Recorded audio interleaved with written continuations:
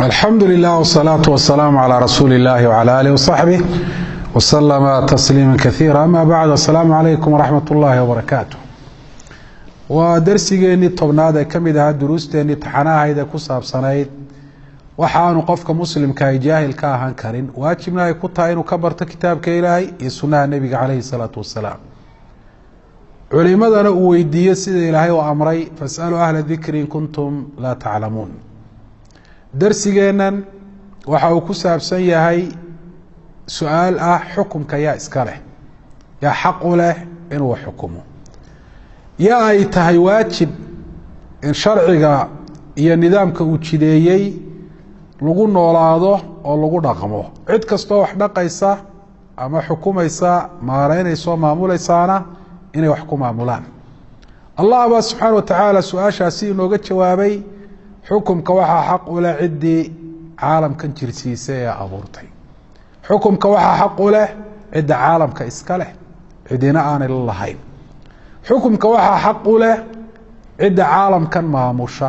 ee wuxuu doonaa caalamkan ay ka dhacayaan, waxaanu doonina aanay ka dhacahayn. xukumka waxaa xaq u leh makhluuqaadka adduunyada dusheeda ku nool cidda arsaaqda ee ay ku nool yihiin arsaaqdiisa, cidda jirsiisay iyaga, maalinta uu doonana nafta ka qabanaya. ciddaasi waayo allahu rabu اlcaalamiin khaaliqu الsamaawaati wاlaradiin, waa allaha caalamiinta oo dhan rabbigooda, samooyinka iyo dhulalkana abuuray. arinta noocaasi ahi waa miduu keensanayo caqliga saxda ahi inta aynaan gaadhinba shareeco. haddaad rumaysan tahay allah caalamkan inuu abuuray, inuu leeyahay oo maalik almulki ilaahay uu yahay, haddaad rumaysan tahay allah caalamkan inuu maamulo, wuxuu doonaa inay ka dhacayaan, wax kalena aanay ka dhacayn, siduu ugu taliyana caalamkan uu noqonayo, caqliga saxdi wuxuu keensanayaa inaad allahaasi maamulka caalamkan iyo xukunkiisana iyo waxaa lagu xukumayana inaad uga dambayso, aada uga hadho. waxaynu ogsoonahay maanta wax walba ciddii samaysay baa wax laga weydiiyaa. talooyinka uu ka bixiyana waa la qaataa, shayga waa lagu ilaaliyaa, iyadoo la aaminsan yahay tacliimaadka iyo talooyinka shayga ciddii samaysay ay soo raacisay, haddii shaygaasi lagu maareeyo oo lagu ilaaliyo, shaygaasi inuu hagaagayo oo baaba-a iyo dhibaatada arrimahaasi ay ka ilaalinayaan. waynu ogsoonahay mobilkeena maanta aada sidato buug yar baa la socdo, tacliimaadkiisa waad akhrida, waxaana tiraa mobilka waxaasaa laga ilaaliya, waxaasaa laga ilaaliya. yaa kugu yihi ciddii samaysay baa kugu tiri, waanad ka aqbasho, waad ka qaadatay. maad odhan anaa sidaan doono ugu talinaya, biyahaan dhex dhigaya oo aan quusinayaa, sidaan doonaabaan odhanayaa, ciddii samaysayna waxba igama gelin maad odhan, ciddii samaysay waad uga dambaysa. waxaa la mida adawaad tasjiil, waxyaabaha wax lagu duuba ayaa la mida, qalabka electroniga ayaa la mida, gawaadhida iyo diyaaradaha iyo tareenada ciddii samaysay nidaamkii socod ay ugu talagaleen ayaa lagu wadaa. lama odhan waad samayseen idinku faraha ka qaada, annagaa u talinaynaa, sidaanu doonana ka dhigayna.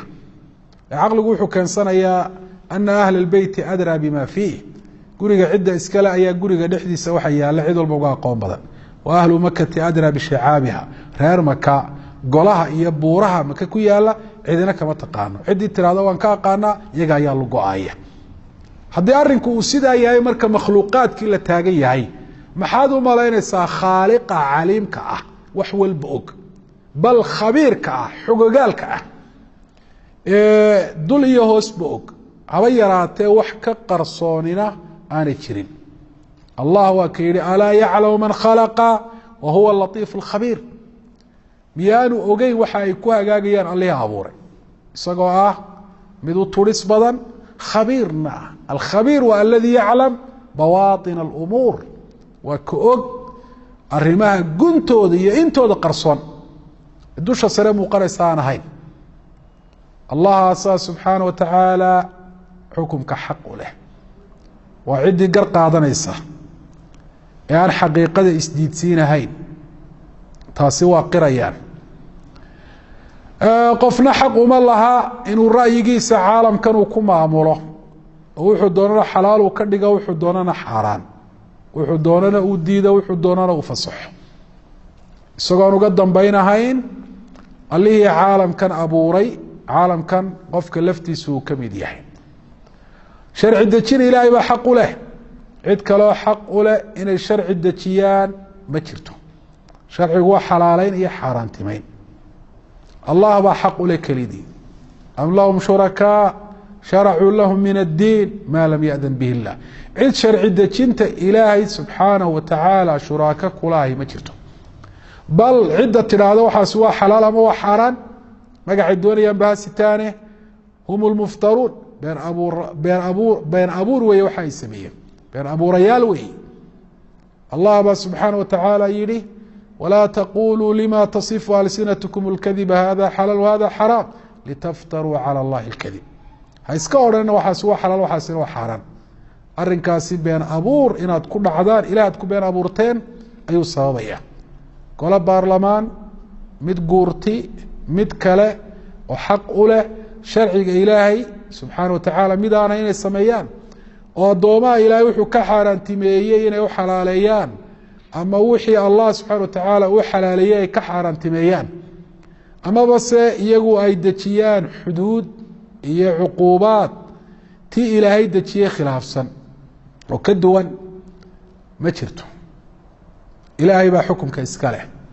muminiin baynu qur-aanka rumaysanay qur-aanku wuxuu leeyahy in alxukmu ila lilah amara an laa tacbuduu ila iyah xukumka allah baa subxaana watacaala iska leh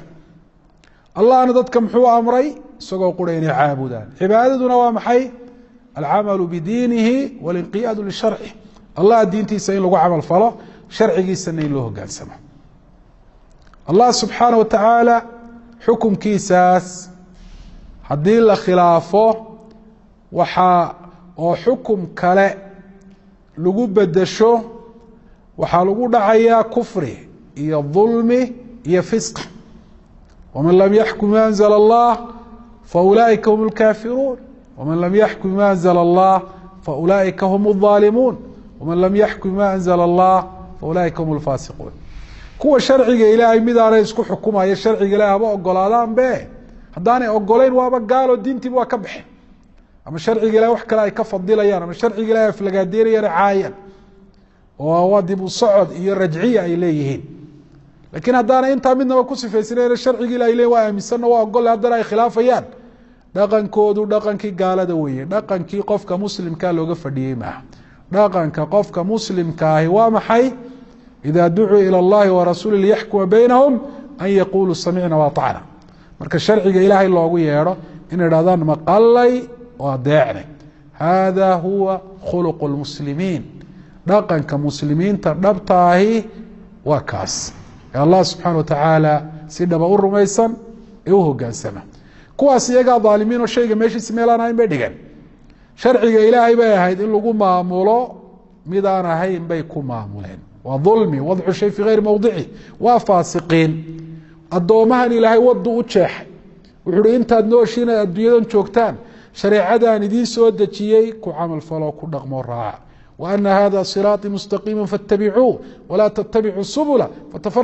fatafaraqa bikum can sabiili way ka leexdeen fasaquu kharajuu can اطariiq way qarda jeexeen wadadii toosnayd ee waasica ahayd dadka qaadaysay ee meesha lagu socdo hadafka iyo gaayada gaadhsiinaysay midaan ahayn bay mareen taas waxay tusinaysaa ilaahay siduu u dhaleeceeyey cidda sharcigiisa midaan ahayn u xukum doonata alam tara ilى اladiina yazcumuun anahum yuminuuna bima unzila ilayka wma unzila min qablik yuriiduuna an yataxaakamuu ilى الطaaguut waqad umiruu an yakfuruu bih wayuriidu الshayطaanu an yudilahum ضalaala baciida allah wuxuu yihi ma arkaysaa ma laguu sheegay warkooda ma haysa kuwa sheegana inay rumaysan yihiin sharciga lagugu soo dejiyey iyo rusushii horeba ka lagu soo dejiyey waa sheeganayaan maxay doonayaan iyagoo iimaan sheeganaya daaquut bay u xukum doonayaan daaquutku waa maxay kulu man khaalafa xukmu xukm allah fahuwa daaquut mid kastoo xukumka ilaahay xukumkiisu xukumka ilaahay uu khilaafo waa daaquut waa mid xadkii lagaga tallaabay yuriiduuna an yataxaakamu ila daaquut waa la yaabe miyaan la amrin inay xukumka taaguutka ka fogaadaan xukumka ilaahay ay raacaan sharciga ilaahay subxana wa tacaala ay u xukum doontaan shaydaan baa daadsada u garaacay isagoo doonaya inuu lumiyo xaqa uu ka fogeeyo oo wadada khaldane isagu uu maree naar kula dhamaatay inuu mariyaabuu doonaya lugooyuu ka shaqaynaya shaydaan iyaguna shaydaankaasay nasteexooda moodayaan oo inuu daacad iyo wanaagooda uu ka talinayo ayay moodayaan nebi maxamed calayh isalaatu wasalaam waynu garanaynaa xataa gaaladu waxay qirsan yihiin shakhsiyaadkii adduunyada soo maray kuwii ugu caqliga badnaa ugu ra'yiga fiicnaa ugu kartida fiicnaa ugu dhaqankiiyo akhlaaqda fiicnaa inuu nebigu ka mid ahaa bal waxay qirsan yihiin inuu ahaa axsanu shakhsiyo adduunyada soo martay in badan oo ka mid ah qoraaladooda iyo kuwo kaleba arinka noocaasa waa qireen haddana nebi maxamed allah subxana wa tacaala kumuu odrhan xor baad u tahay ra'yigaaga ku maamul dadka iyo sida ay kula muuqato amaba se sida iyagu ay doonayaan ama dhinacay u bataan sida maanta dimuqraadiyaddu ay dhigayso oo dhinaca dadku ay u badan yihiin mar walba raac ilaahay saamu odhan allah muxuu yihi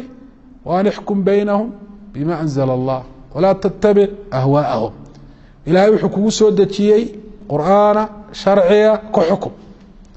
doonistooda ha ka raacin qof kasta oo muslima oo ummad u taliyana taasaa waajib ku ah waa dhici karta shacabki inay wax kala doonaya isagu inuu ka yeelo maha sharciga ilaahay subxaana wa tacaala inuu ku hogaamiyo ku xukumo weye hadday u suurtogeli weydo kuma khasbana ka kale ayaanu ku xukumin iska daayo intuu dembaabi lahaa maanta waxa adduunyadu ay isku maamusho waa waxay gaaladu samaysteen waa shuruuc iyo qawaaniin ay dejisteen ma aha wixii ilaahay soo dejiyey xataa diimaha ay sheeganayaan iskuma maamulaan waxay isugu baxeen mabdaa la idhaahdo alcalmaaniya oo ah faslu اdiini can اlxayaat nolosha iyo diinta in la kala saaro laba kala irdhoobay oo aan isu soo dhowaan karin in laga dhigo oo qofkii laga dhigo qof aanay diiniba maamulin maxaa maamula doonistiisa maamusha itabic hawaah qofkuna hadduu hawadiisa raaco doonistiisu ay maamusho shakilaan wuu lumaya waayo qofka caqligiisa oo quri uguma filla inuu wanaag kasta tusiyo xumaan oo dhanna u tilmaamo si uu isaga ilaaliyo ilaahay subxana wa tacaala wuxuu yihi hawadooda ha raacin walaa tattabic ahwaahum waxdaruu man yaftinuuk iska ilaali oo ka digtoonayo ku fitnayn diinta ilaahay subxana wa tacaala aanay kaa leexinin inagu muslimiin baynu nahay diin saxa baynu haysanaa muxkama oo mansuukh aan ahayn shaqaynaysa ilaa yowm alqiyaama inagu filan oo dhamaystiran waa diin dhamaystiran waxba kama dhinno qofka diinta waxba ka dhiman arinta noocaasiya waa ku ridoobaya waa ku gaaloobaya diintu waa dhamaystiran tahay ma dhinaca cibaadaadkunbay ka dhamaystiran tahay laa xagga maaraynta nolosha iyo sixitaanka qaab nololeedka ayay ka dhamaystiran tahay allah baana subxaana wa tacaala inoo sheegay diintani inay dhamaystiran tahay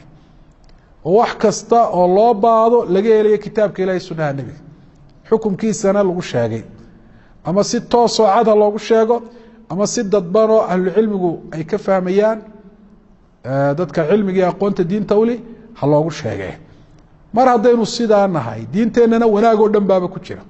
xukumkeeda mid ka wanaagsan ma jiro waman axsanu min allahi xukma liqowmin yuqinuun ina hada alqur'aana yahdi lilatii hiya aqwaam su-aal aynu isweydiino malxaamilu lana calى tarki diinina waitibaaci ahwaaءi اlkufaar hadduu arinku sidaaya maxay nagu kalifay diinteenna ku dhaqankeedi iyo isku xukumkeedii inaynu ka tagno aynu ka dooranno mabaadida gaalada oo weliba laga yaabo waya lilasaf in dadka qaarkood ay ku faanaan mabaadida noocaasa raacitaankeeda xaqiijinteeda hanaqaadkeeda inay ku faanaan miyaynaan inagu ahayn haddaynu muslimiin oo ilaahayna sharfo uu yihi afanajcalu lmuslimiina kalmujrimiin maa lakum kayfa taxkumuun kuwa mudan in iyaga lagu daydo oo iyaga dadku daba socod ay u noqdaan umma matbuuca maxaa taabica inaga dhigay kuwa ummadaha daba socod u ah isku filaansho ayaynu gaadhsiisanahay inagu xagga xukumka wax dhamaystiran baynu haysanaa weliba xagga ilaahay inooga yimi xukum marka laga hadlayo cidda lala hadlaya maaha oo qura madaxda dowladaha ee kuraasida iyo manaasibta siyaasadeed ku fadhiya dadka qaarkood ay u sawiraan ayadaha xukumka ka hadlaya waxay la hadlayaan ummadoo dhan qofka lala hadlaya qofka naftiisa mooyaane cid kaleba aan maamulin waa inuu sharciga ilaahay naftiisa uu ku maamulo sharciga ilaahay aanu khilaafin oo noloshiisa uu ka dhigo nolol manhajkeedii wadeedu ay tahay shareecada ilaahay u soo dejiyey qofkii cid u taliya qof u taliya laba ka badan reer qoys qofkii shirkad maamula muasasa tijaariya tacliimiya hayra dalik midaan kuwa aan ahayn qofkii caaqile jilib u taliya suldaan reer u taliya nin madaxa oo madaxweyne ah kuwa ka hooseeya isagu howlaha dowladda iyo maamul u igmaday kulluhum adiladani way la hadlaysaa dhammaantood iyadoon la kala reebin dhammaanna waxa waajib ku ah ilaahay sharcigiisa iyo diintiisa intay u taliyaan inay ku maamulaan oo aanay wax kale ka raacin dadka waxa waajib ku ah inay sharciga ilaahay u xukum doontaan mar hadday helayaan oo meelay ogyihiin inaan sharciga ilaahay lagu xukumahayn oo qawaaniin shareecada khilaafsan lagu xukumayo qofku inuu xukum doonto ma aha waa inuu sharciga ilaahay subxaana watacaala uu yidhaahdo ha laygu xukumo kitaabka ilaahay nebi maxamed ba calayh isalaatu wasalaam nimankii isula yimi ee aan sida muuqata diinta aan aqoon lahayn iqdi baynana bikitaab illah bay dhahan kitaabka ilahay nagu kala xukum dadka kale u mudan in saa lagu dhahdo war kitaabka ilahay nagu kala xukumo wax kale anagu dooni mayno qawaaniin shareecada khilaafsan anagu dooni mayno inuu lagu kala xukumo hala iska ilaaliyo mabaadida maan dadka muslimiinta dhex qaadaysa dadka qaarkood iyagoo magaca islaam sheeganaya wax kalena u qarsoon yihiin islaamka ay dacaayadeynayaan oo ay ka dhigayaan midaan waxba xukumi karin oo ay ammaanayaan mabaadida xagga kufaarta ka timi ee ah mabaadi ardiya qawaaniin bashariya mabaadi xagga dhulka ka timi bashar ka soo fushay islaamkuna waa sharaa'ic samada ka soo degtay masdarkeeduna basharka ma waa khaaliqu lbashar waa basharka ciddii abuurtay marka dadka muslimiinta ay wadcigan maanta muslimiintu ku jiraan markay arkaan oo ah meelo badan iyo in badan sharciga ilahi waxaana in laysku maamulayo yaanay u qaadan xaaladan inay caadi tahay inay jirto xaalad waajiba ay waajib tahay in loo noqdo oo laga shaqeeyo iyadoo waddo saxa la maraayo oo laga bilaabayo bedelista nafta iyo toosinteeda hagaajinta shacabka si uu ilaahay ugu deeqo oo ilaahay ugu nicmeeyo madax wanaagsan oo diinta ku maamusha waa inay ogaadaan in waajibkaasi uu jiro in badanoo waajibkaa ka midiina ay maqan tahay in loo noqdo la baadi doono waddo saxa baa addoonkiisa loo maraan ay waajib tahay waddo saxa maaha in dadka muslimiinta la laayo iyadoo laleeyahay in diin laysku xukumaanu doonaynaa waddo saxa maaha in dimuquraadiyad iyo mabaadida kufaarta xaggooda ka timi la rakaabsado iyadoo laleeyahay shareecaanu doonayna in wax ku xukunno waddada saxda ilaahay baa inoo sheegay